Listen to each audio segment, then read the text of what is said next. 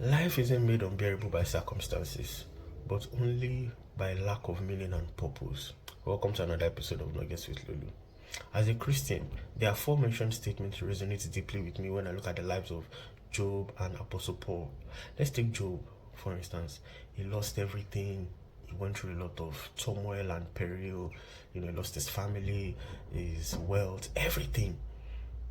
And through it all, we would find out that Job would still stand on the side of God despite going through a lot of troubles.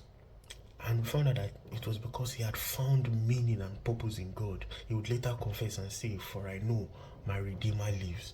Let's take Apostle Paul, for instance. He went through a lot of horrors in his life, a lot of sorrows.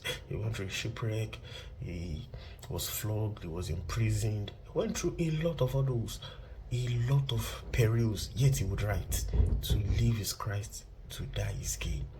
You see, all this just further alludes to the fact that the circumstances of life doesn't really make it unbearable. That is, if you're going through a lot of hardship, a lot of suffering, that is not what necessarily makes life unbearable. But when you have not found your purpose, you have not found your calling, when you have not found your identity in Christ, that's, my friend, is what makes life unbearable. Have you found your identity in Christ? Have you found your purpose in Christ? Share in the comment section.